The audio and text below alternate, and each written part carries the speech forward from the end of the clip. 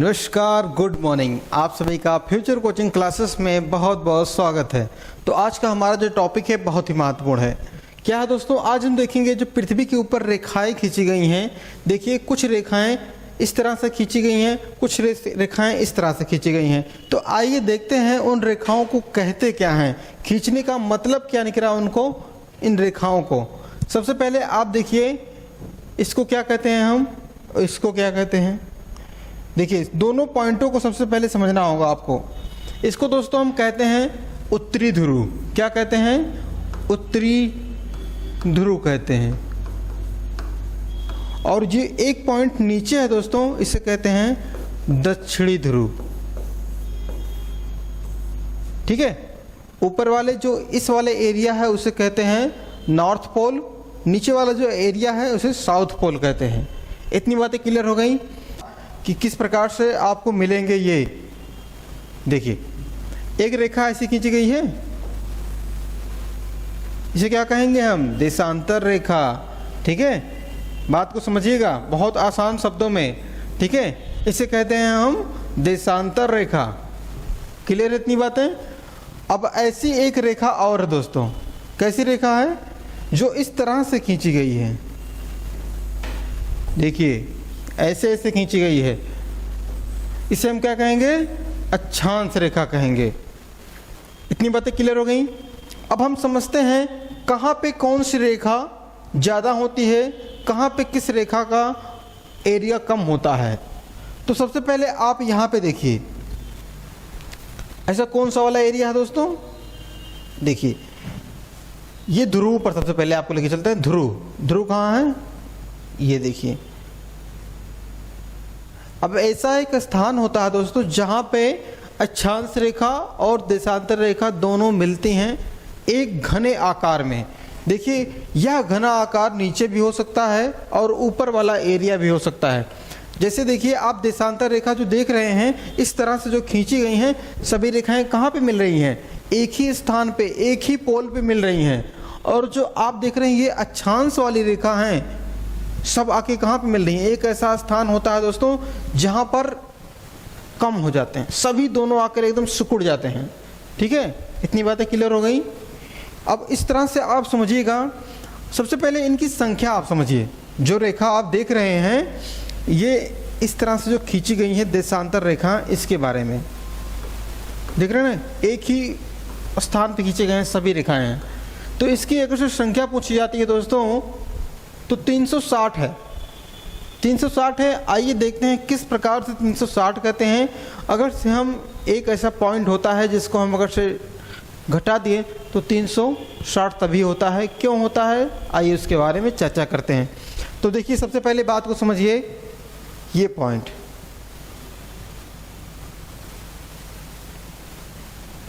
जी आप इसको देखिए।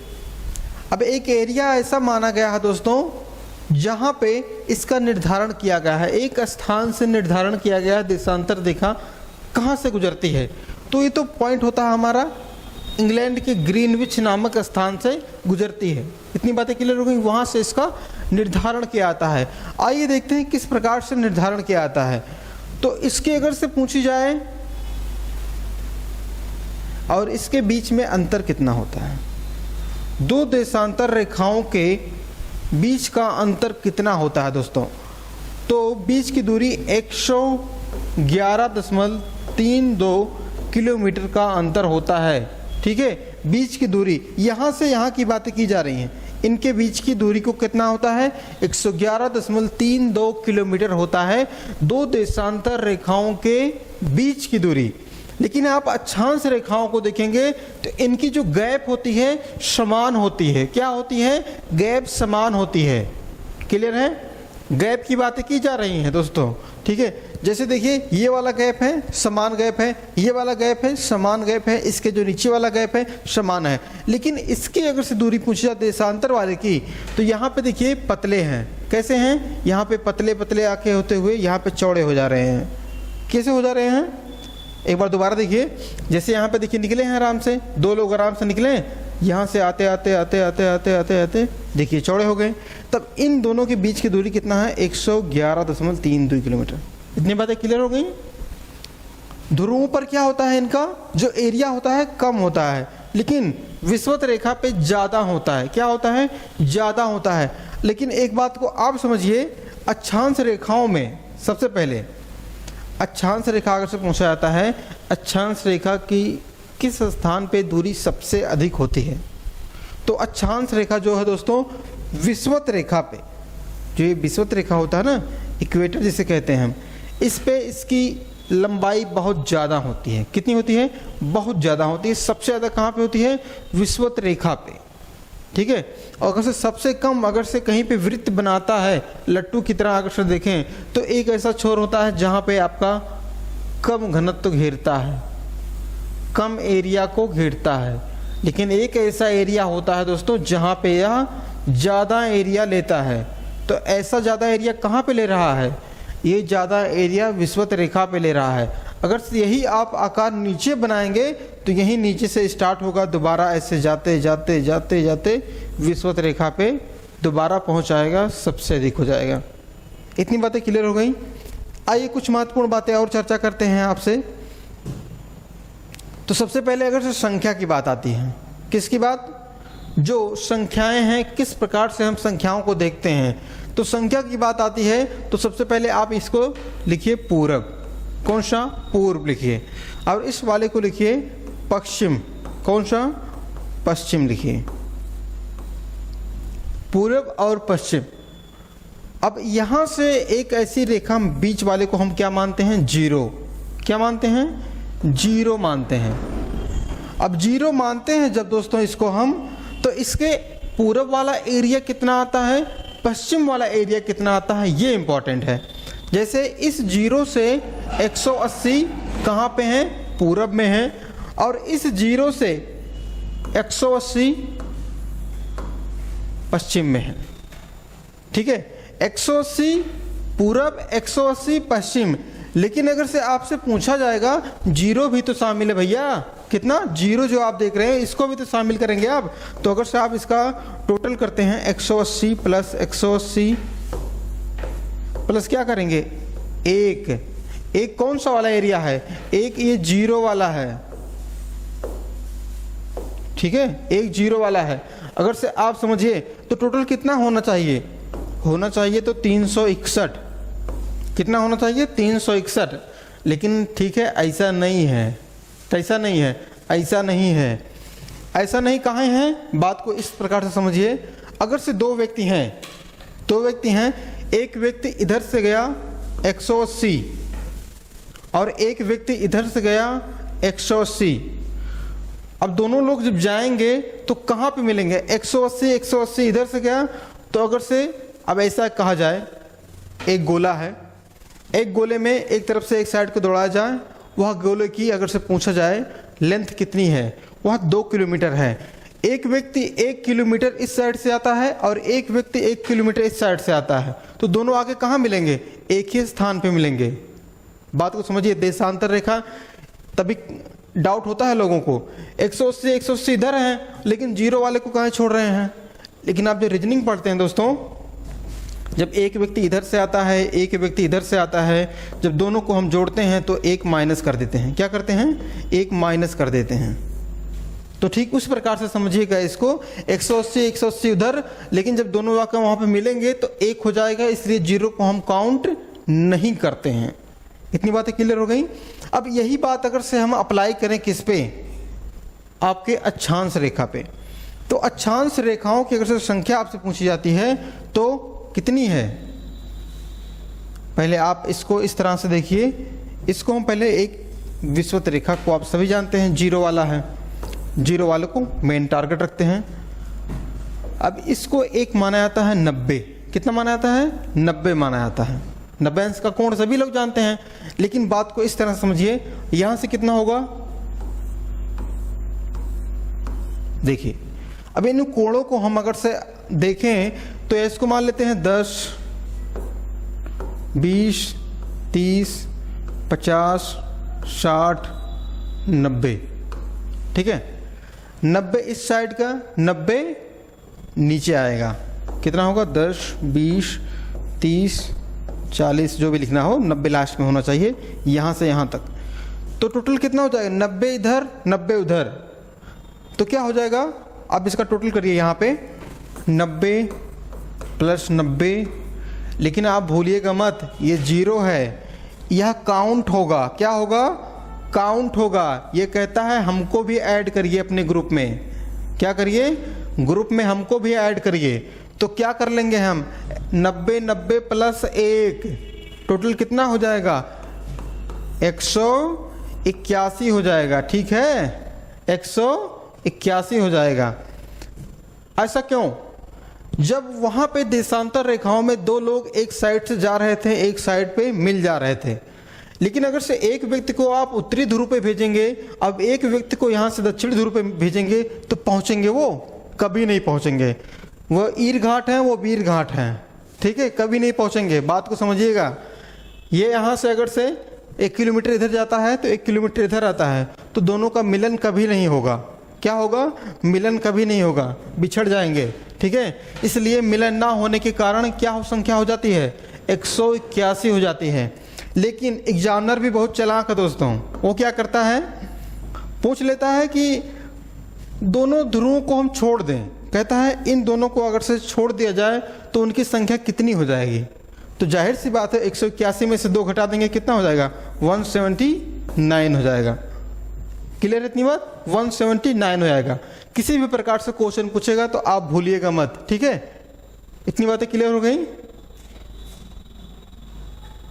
इतनी बातें एक बार और सुनिए, जो हमने बताया था विषुवत रेखा पे क्या होता है, सबसे ज्यादा आपका एरिया होता है और ध्रुवों पे एरिया सबसे कम होता है। यह बार बार क्वेश्चन पूछा जाता है कि दोस्तों जो आकार होता है अक्षांश रेखा का, वह विषुवत रेखा पे कितना होता है, ध्रुवों पे कितना होता है।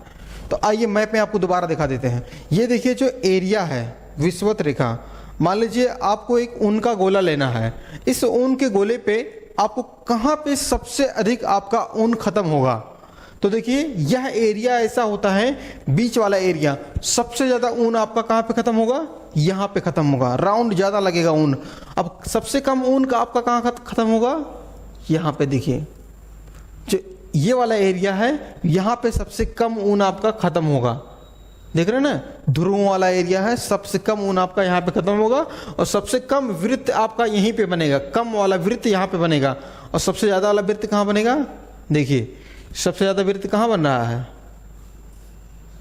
देखिए सबसे ज्यादा वृत्त ये है, ये विषुवत रेखा वाला है, ठीक है, विषुवत रेखा। और सबसे कम ऐसे ऐसे आते आते कहाँ पहुंच जाएगा, ये बीच में पहुंच जाएगा। सबसे कम आपका कहाँ पे होगा, ध्रुवों पे होगा, चाहे वो उत्तरी ध्रुव हो चाहे वो दक्षिणी ध्रुव हो, कहीं पे रहेगा तो कम रहेगा ही। इतनी बातें क्लियर हो गई। चलिए कुछ महत्वपूर्ण बातें देशांतर रेखा से हम समझते हैं। तो देशांतर रेखा दोस्तों कहां से निर्धारित की गई है, कहां से निर्धारित की गई है।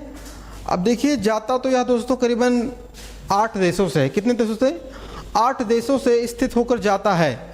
लेकिन ऐसा काहे है कि दोस्तों इंग्लैंड से कहे नापा गया, क्योंकि जो इस वाले एरिया में अफ्रीका के देश हैं, वो छोटे छोटे देश हैं, वो उतना पॉपुलर नहीं थे उस समय, तो पॉपुलर अभी भी नहीं ज़्यादा हैं, लेकिन जानते तो सभी हैं अफ्रीका में कौन कौन से देश हैं। इसलिए जो इंग्लैंड देश था उस समय चर्चा का विषय था, इसलिए इंग्लैंड के स्थान पे एक स्थान है ग्रीनविच नामक स्थान, वहाँ से समय का निर्धारण किया गया और 0 डिग्री जो आपका होता है वह भी वहीं से गुजरता है। क्लियर है इतनी बातें। अब देखते हैं हम संख्या हमारी कितना आ गई थी, 360, कितना 360 आ गया था। अगर से क्वेश्चन बनता है कि पृथ्वी एक दिन में कितना डिग्री घूमती है, तो 360 घूमती है। कितना घूमती है, एक दिन की बात की जा रही है 360, तो कितना 24 घंटे भी हो जाएगा। तो एक दिन में 24 घंटा होता है, 24 घंटे में 360 डिग्री घूमती है। वहीं आपसे पूछा जाएगा एक घंटे में कितना घूमती है, तो इसको एक करिए, यहाँ पे 360 अपन कितना करेंगे 24, ठीक है। तो एक घंटे में आपका कितना घूम जाएगा, करीबन 15, तो कितना डिग्री घूमता है? 1 घंटे में 15 डिग्री घूमता है। अब देखिए एग्जामिनर भी बहुत चालाक है दोस्तों, वो पूछता है कि 1 डिग्री में कितना मिनट घूमता है। 1 डिग्री की बात करेगा, जैसे आपका 1 घंटे में 15 हो जाता है, तो 1 डिग्री में कितना मिनट घूमेगा?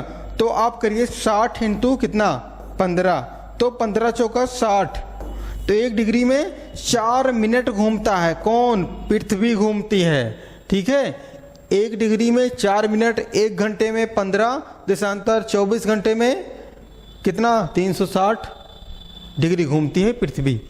इतनी बातें क्लियर हो गई, बहुत आसानी से समझ में आएगा दोस्तों, बस सब्र बनाए रखिए, सब कुछ समझा देंगे आपको। अब देखिए एग्जामिनर अगर से क्वेश्चन पूछता है आपसे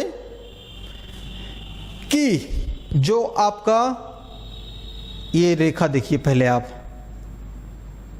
कौन सी रेखा कहाँ गई? आजा, हाँ आ गई। देखिए अब यहां से जो 0 वाला गया है, कौन सा है? 0 है।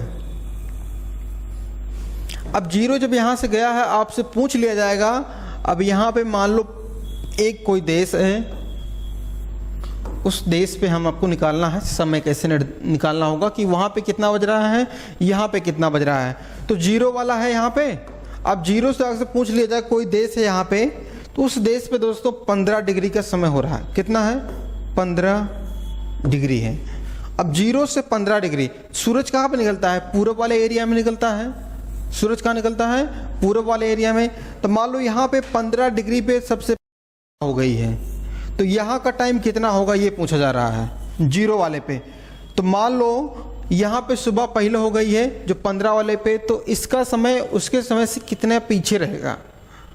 तो 15 का मतलब कितना होता है? 1 घंटे। कितना? 1 घंटा होता है। 1 घंटा होता है।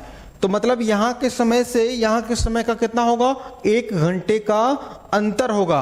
अब यही बात अगर से इस पश्चिम वाले भाग में, जो पूर्व वाला भाग है, वहां पे 1 घंटा हम क्या करते हैं? प्लस करते हैं, और यहां पे 1 घंटा हम माइनस करेंगे। क्या करेंगे? 1 घंटा माइनस करेंगे। अगर से आपसे पूछ लिया जाएगा यहां 15 वाले पे सुबह हो गई है, तो यहां वाले 15 पे कितना हो रहा होगा ये पूछा जा रहा है। तो 1 इधर का प्लस होगा, इधरों वाला भी प्लस हो जाएगा, मतलब करीबन 2 घंटे का अंतर हो जाएगा। कितना? इस 15 से उस 15 के बीच में कितना अंतर होगा? 2 घंटे का। कितना? 2 घंटे का। अब अगर से भारत की बात आती है, तो भारत में कौन सा गया है? 82.5 डिग्री। तो 82.5 डिग्री अगर से आप यहाँ से देखें, 0 वाला है और ये इधर 82.5, इसको मानते हैं 82.5 डिग्री। ठीक है, 82.5 डिग्री है। तब अगर से पूछा जाएगा यहाँ पे मान लो सुबह हो गई है, 82.5 डिग्री वाले पे सुबह हो गई है, और इस 0 डिग्री वाले पे कितना बज रहा होगा?